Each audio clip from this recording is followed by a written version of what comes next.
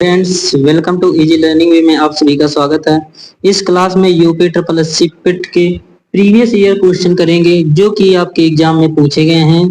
तो इसके पहले हमने एक क्लास आपको करा चुके हैं, उसमें 25 क्वेश्चन हमने कराए थे। उसको आप लोग नहीं देखा तो आप लोग देखिए जाके, क्योंकि एक क्लास में कम से कम 1-2 नंबर के क्वेश्चन जरूर फंस जाएंगे। इसलिए आप एक एक क्लास अटेंड करिए जिससे कि आपका स्कोर अच्छा हो। तो हम लोग 26 नंबर से क्वेश्चन करेंगे। यहाँ से हमारा 26 नंबर का क्वेश्चन है, निम्नलिखित में से किस समिति द्वारा भारत में गरीबी के आकलन हेतु पहली बार स्वास्थ्य एवं शिक्षा पर होने वाले निजी व्यय को भी शामिल किया गया है। जो गरीबी के आकलन में पहली बार स्वास्थ्य एवं शिक्षा पर होने वाले निजी जो व्यय हुआ है उसको शामिल किया गया, किसने शामिल किया गया?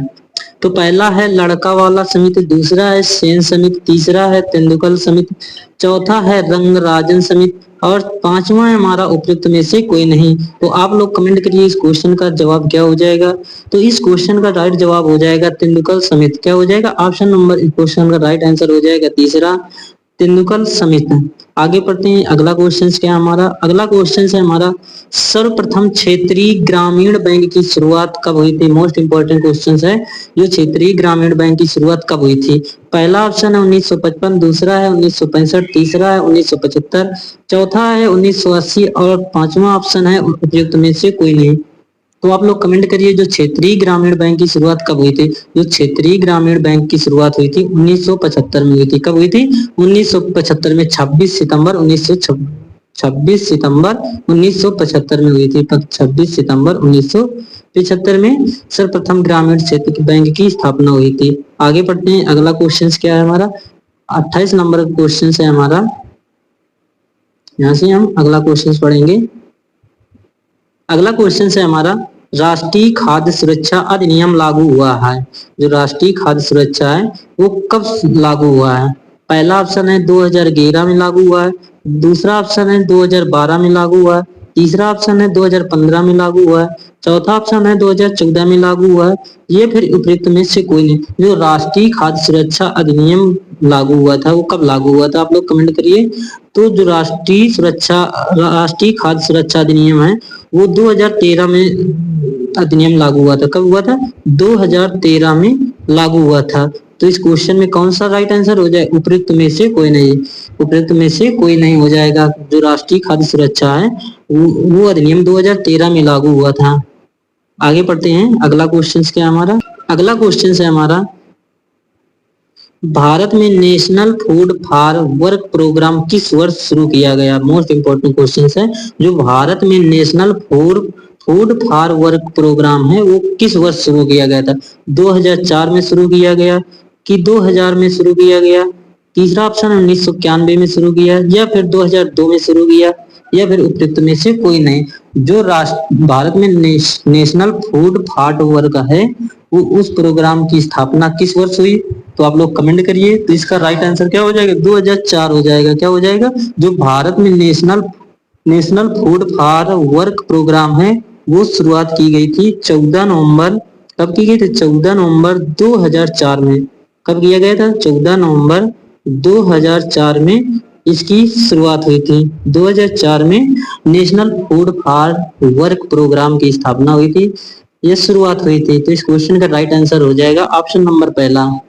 आगे पढ़ते हैं। अगला क्वेश्चन क्या है हमारा?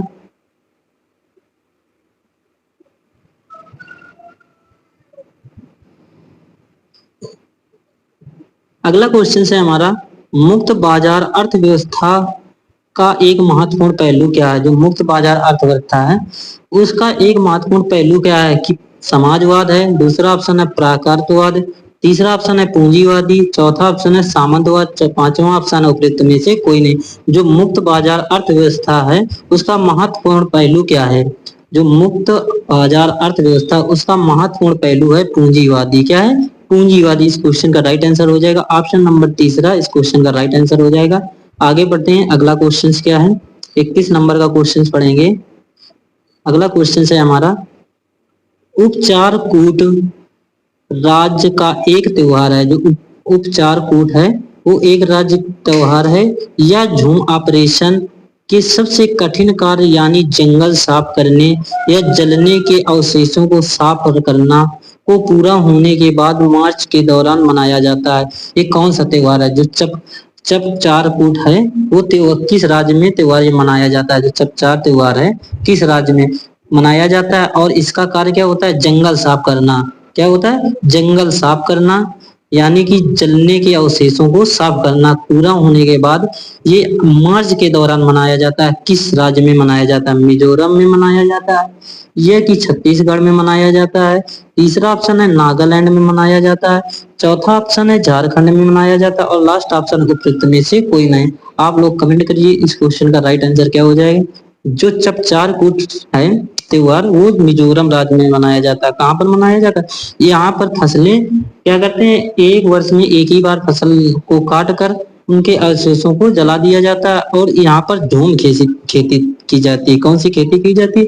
झूम खेती। झूम खेती किस तरीके से की जाती है? कभी कोई क्वेश्चन पूछ लिया जाता है, झूम खेती खेती किस राज्य में होती है? तो झूम खेती मिजोरम राज्य में होती है। इसमें क्या करते हैं लोग, किसान लोग क्या करते हैं, खेतों को जोतते नहीं है, डायरेक्ट इसमें क्या कर देते हैं, झूम खेती में अनाजों को बो देते हैं और काट कर उसको जलाकर ऐसे छोड़ देते हैं। कई सालों तक ऐसी जमीन पड़ी रहती है, जिसे झूम खेती कहते हैं, और ये मिजोरम राज्य में की जाती है। आगे पढ़ते हैं। अगला क्वेश्चन हमारा क्या है, मोस्ट इंपोर्टेंट क्वेश्चन है हमारा, विश्व शरणार्थी दिवस हर वर्ष कब मनाया जाता है? जो विश्व शरणार्थी दिवस है हर वर्ष कब मनाया जाता है?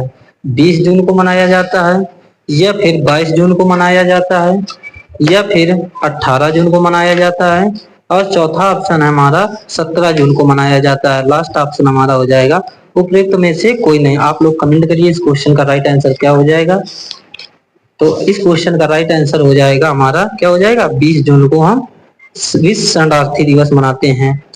कुछ क्वेश्चन और हम आपको बता दें कि 1 फरवरी को क्या मनाया जाता है। 1 फरवरी को हम क्या मनाते हैं? 1 फरवरी को तटरक्षक दिवस मनाते हैं। क्या मनाते हैं? विश्व तटरक्षक दिवस। तटरक्षक विश्व तटरक्षक दिवस मनाते हैं। एक क्वेश्चन पूछ लिया जाता है 2 फरवरी को क्या मनाया जाता है?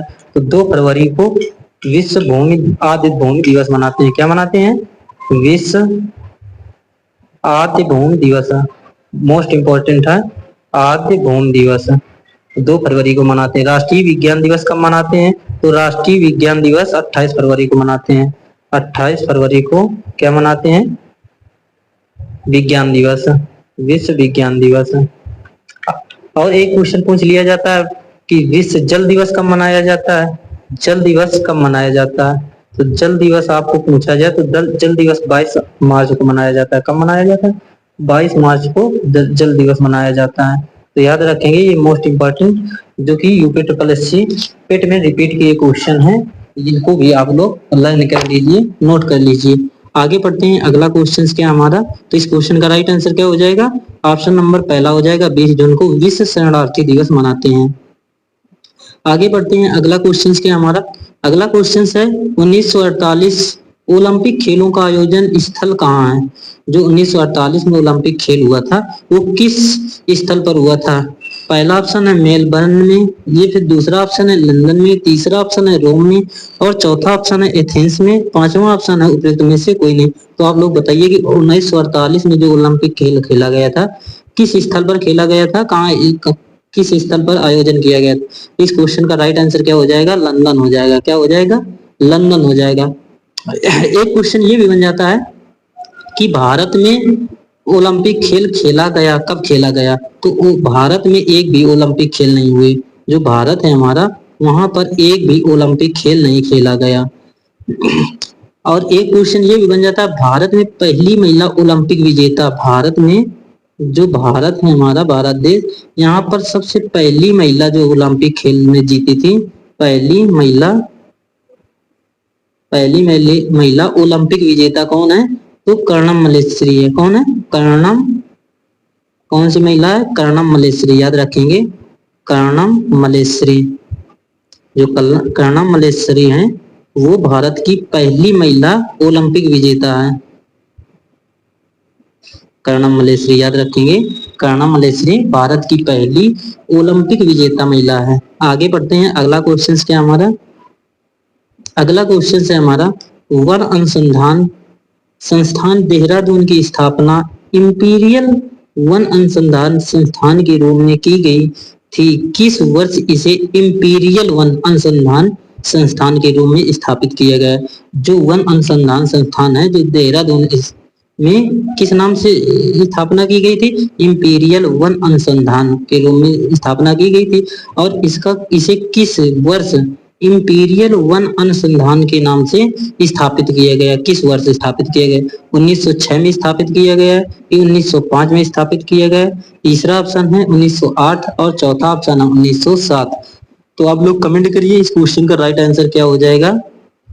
जो 34 नंबर क्वेश्चन का जवाब क्या हो जाएगा, तो इस क्वेश्चन का राइट आंसर क्या हो जाएगा 1906, क्या हो जाएगा पहला ऑप्शन इस क्वेश्चन का राइट आंसर हो जाएगा। जो वन अनुसंधान संस्थान जो देहरादून में स्थापित किया गया था इंपीरियल वन अनुसंधान संस्थान में, और इसे किस वर्ष स्थापित किया गया, तो 1906 में 1906 ईस्वी में इसे स्थापित किया गया था। आगे पढ़ते हैं, अगला क्वेश्चन क्या हमारा मोस्ट इंपोर्टेंट क्वेश्चन है, राष्ट्रीय नमक सत्याग्रह स्मारक कहाँ स्थित है। बहुत इंपॉर्टेंट क्वेश्चन है नमक सत्याग्रह।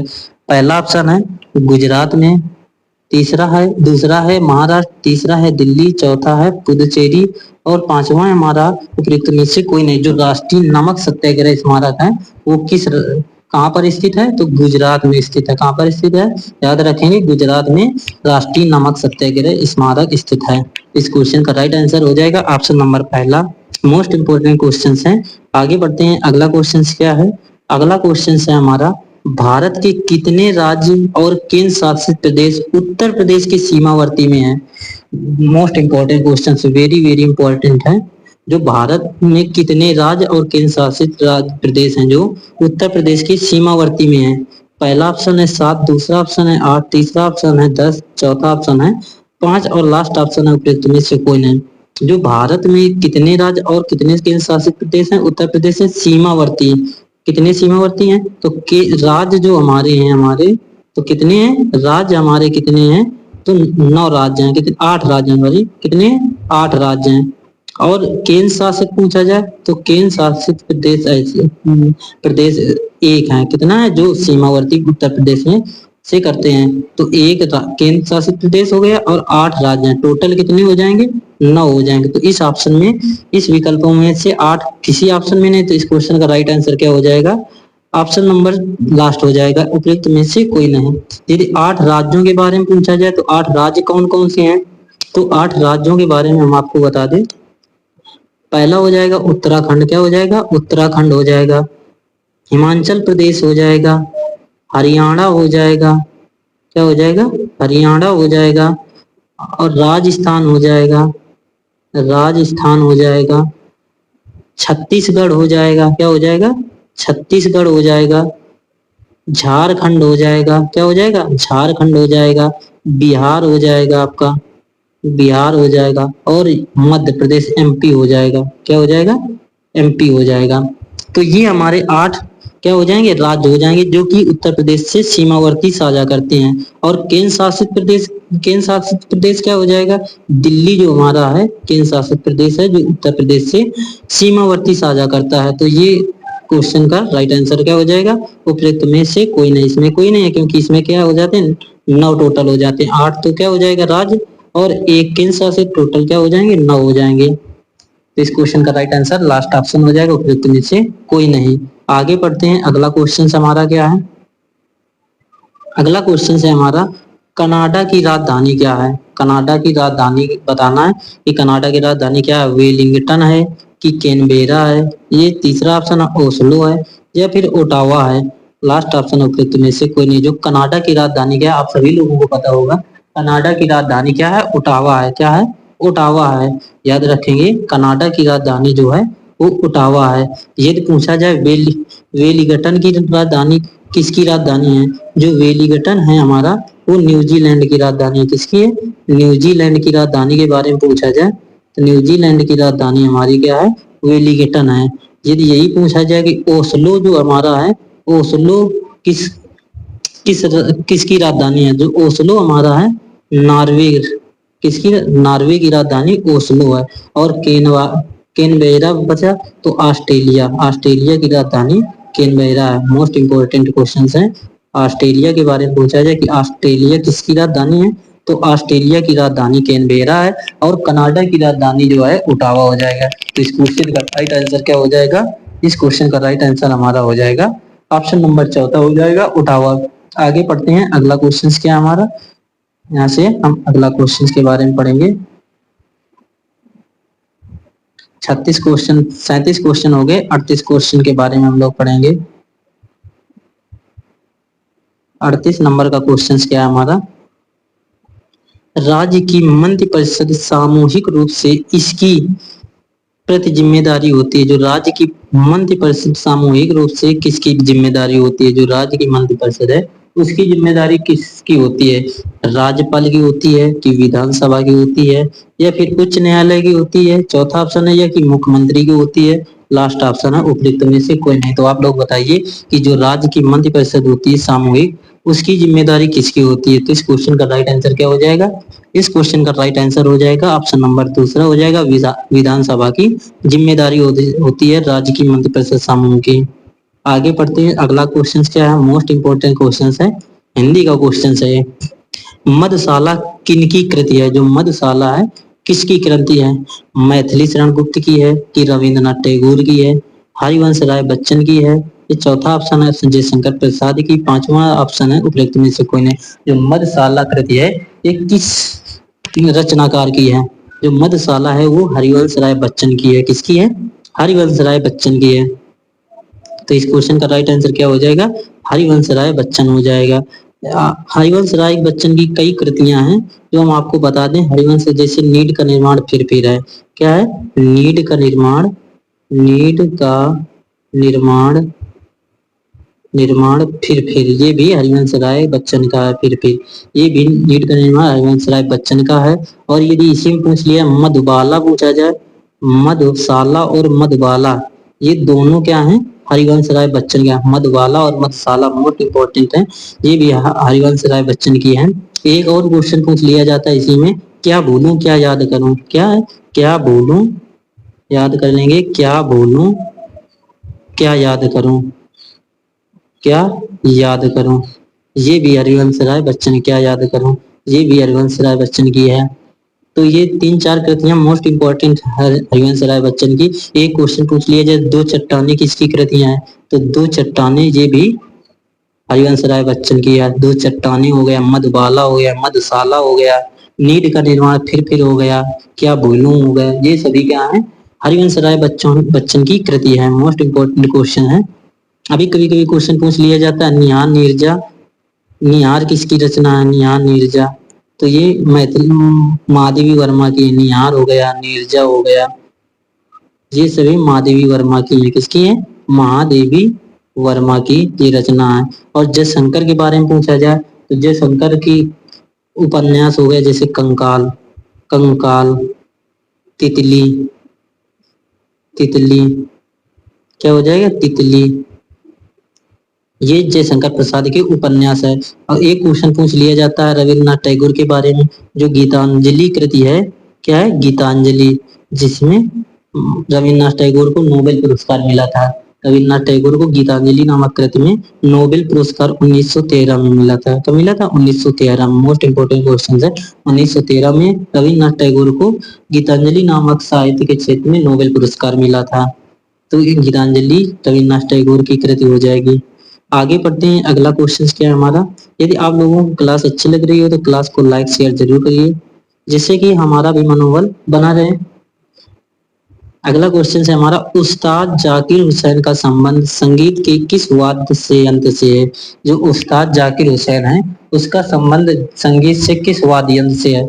सितार से है, ये फिर तबला से है, तीसरा ऑप्शन है सरोद से है, चौथा ऑप्शन है बांसुरी से है, लास्ट ऑप्शन है उपयुक्त में से कोई नहीं। जो उस्ताद जाकिर हुसैन है उसका संबंध तबला वाद्य यंत्र से है। किससे? तबला वाद्य यंत्र से है।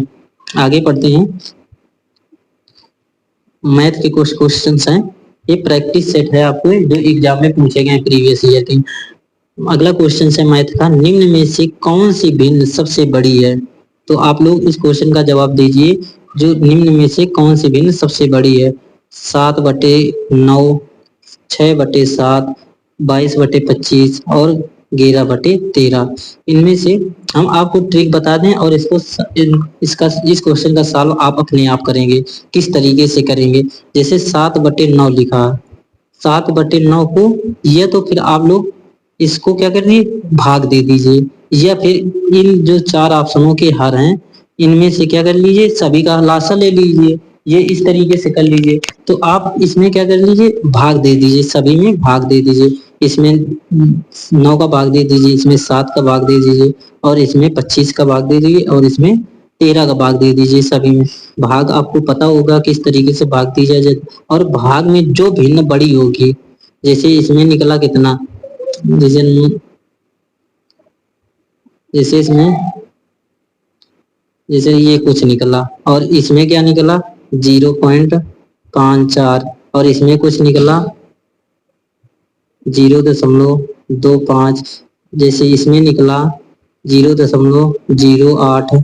तो आपको इसमें ये देखना है कौन सी भिन्न सबसे बड़ी है। जैसे ये सबसे बड़ा, इसमें हम अपने अकॉर्डिंग कर रहे हैं, आपको करना है क्वेश्चन को, हम ऐसे आपको बता रहे हैं किस तरीके से क्वेश्चन सॉल्व करेंगे। जैसे इसमें सबसे बड़ा ये निकला है तो ये भिन्न सबसे बड़ी हो जाएगी सब। यदि इसमें निकलता तो ये वाली भिन्न बड़ी हो जाती। इस तरीके से आपको इनके भाग देकर ये बताना है, आपको कमेंट करना है कि कौन सी भिन्न बड़ी है। आप सभी लोग कमेंट करेंगे इस क्वेश्चन का। आगे पढ़ते हैं, अगला क्वेश्चन है हमारा, दिए गए व्यंजक को सरल करना है। मैथ का क्वेश्चन है, बहुत इजी क्वेश्चन है। 9 गुणे 0.9 गुणे 0.09 गुणे 0.009 और गुणे 1/0.3 गुणे 1/0.03 गुणे 1/0.003। तो इसको किस तरीके से हल करेंगे? तो सबसे पहले आप लोग देखिए, हर में दशमलव लगा है, अंश में भी दशमलव लगा, तो इसमें 3 अंक बाद दशमलव लगा, इसमें भी 3 अंक बाद दशमलव लगा। तो ये दशमलव से दशमलव हम इसको उड़ा देंगे। इसमें देखिए 2 अंक बाद दशमलव लगा, इसमें भी 2 अंक बाद दशमलव लगा, दशमलव से दशमलव हट गया। इसमें देखिए 1 अंक बाद दशमलव लगा, इसमें भी 1 अंक बाद दशमलव, दशमलव से दशमलव काम खत्म हो गया। अब किसी भी अंक में दशमलव नहीं लगा। इसका गुणा कराएंगे तो 9 हो जाएगा, और ये पहले से 9 लिखा है तो ये 9 से ये 3 3 कट गया, 3 3 का 9 हो जाएगा। अब ये 3 बचा, 1 3 से इसको काट दीजिए तो 3 3 का 9 आ जाएगा। अब आया कितना, 3 गुणे 9 गुणे 9।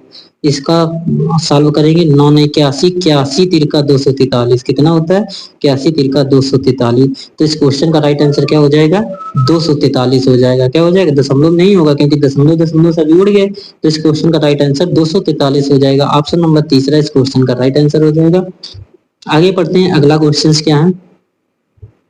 अगला क्वेश्चन है हमारा, एक कक्षा की परीक्षा में 5 छात्रों के प्राप्तांकों का औसत, 5 छात्रों का औसत कितना दिया गया है, 39.20। कितना दिया गया है, 39.20 है।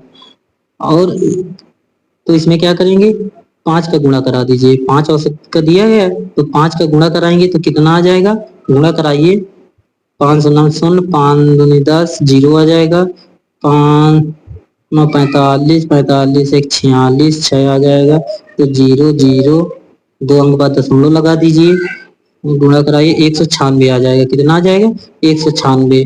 5 छात्रों का प्राप्तांकों का औसत कितना था, 39 था। तो परीक्षा में अंक कितने हो गए, 196 अंक हो गए।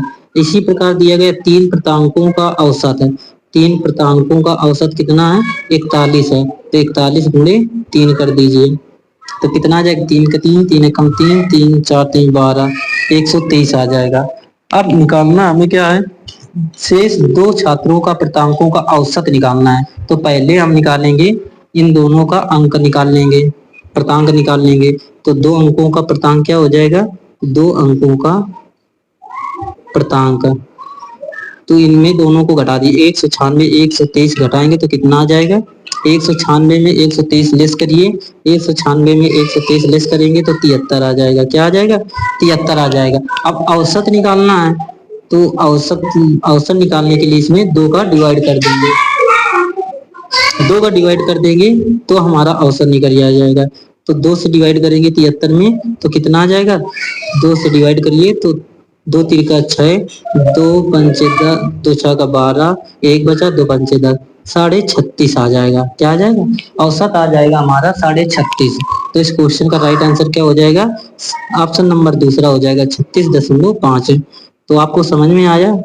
यदि आपको समझ में नहीं आ रहा तो आप लोग कमेंट करके पूछ सकते हैं, या फिर क्लास को दोबारा देख लीजिए, आपको अच्छे से क्लियर हो जाएगा। क्या किया गया, 5 अंकों को प्रतांकों का औसत दिया गया तो 5 का मल्टीप्लाई इसमें कर दिया गया है। इसमें 3 अंकों का दिया गया है तो 3 का मल्टीप्लाई इसमें कर दिया गया है।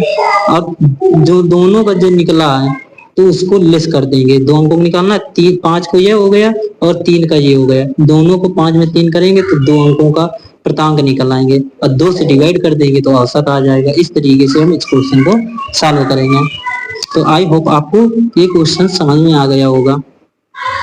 अगला क्वेश्चन है, अगला क्वेश्चन देखेंगे। ए दोपहर में 1 बजे 40 किलोमीटर प्रति घंटे की चाल से यात्रा करता है। जो ए हमारा 1 बजे से 40 किलोमीटर चलता है और बी दोपहर के 1:40 में 1:40 में उसी स्थान से 50 किलोमीटर चलता है। इस क्वेश्चन को किस तरीके से हम हल करेंगे, तो ए हमारा चलता है 1 बजे से 40 किलोमीटर और बी चलता है हमारा 1:40 में 50 किलोमीटर। तो हमारा टाइम पहले कितना निकलेगा, टाइम हमारा कितना निकलेगा, टाइम हमारा निकलेगा 40 मिनट। क्या निकलेगा, 40 मिनट, क्योंकि 1 बजे से चलता है और 1:40 में ये चलता है तो इनके बीच, ए और बी के बीच टाइम कितना है, टाइम हमारा कितना है, 40 मिनट का है। तो 40 मिनट तो हमारा टाइम निकल आया। अब हमारा हमें निकालना है सापेक्ष गति, ए और बी के बीच सापेक्ष गति मतलब चाल निकालना है। तो ए और बी के बीच हमारी चाल कितनी निकल जाएगी, तो चाल हमारी निकल कर आएगी 50 इसमें है और 40 किलोमीटर इसमें है। तो चाल हमारी दोनों को लेस कर देंगे तो 10 किलोमीटर प्रति घंटा आ जाएगा। क्या आ जाएगा, 10 किलोमीटर प्रति घंटा आ जाएगा। अब हमें निकालना क्या है, अब हमें निकालना है समय निकालना है, कितने ए बी को ए तक पहुंचने में कितना समय लगेगा ये निकालना है। तो दूरी हमें नहीं पता तो सबसे पहले दूरी निकाल लीजिए।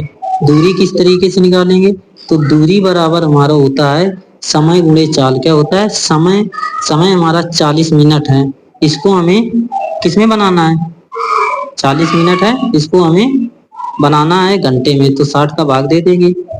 तो 40 पहले से हमारी दूरी थी 40 किलोमीटर और 40/60 हो जाएगा, ये हमारी दूरी हो जाएगी। इसको डिवाइड करेंगे तो कितना आ जाएगा, 40 2 दूनी 4 तो आ जाएगा हमारा 80/3। दूरी हमारी आ जाएगी 80/3। क्या आ जाएगी, 80/3, ये दूरी आ जाएगी। अब हमें निकालना है समय, समय निकालना है तो समय बराबर होता है, समय बराबर होता है, समय बराबर क्या होता है, दूरी बटे चाल। क्या होता है, दूरी बटे चाल। तो दूरी हमारी कितनी है, दूरी हमारी अभी हमने निकाला 80/3। क्या निकला, 80/3 और सापेक्ष चाल हमारी कितनी थी, सापेक्ष चाल हमने 10 निकाला था। कितना निकाला था, 10 निकाला था। तो इसको कैलकुलेशन करेंगे, कैलकुलेशन क्या करना है, 80/3/10, इसके बटे 1 मान लीजिए, 0 से 0 कट जाएगा तो क्या आ जाएगा, 8/3 आ जाएगा। क्या आ जाएगा, 8/3 घंटे।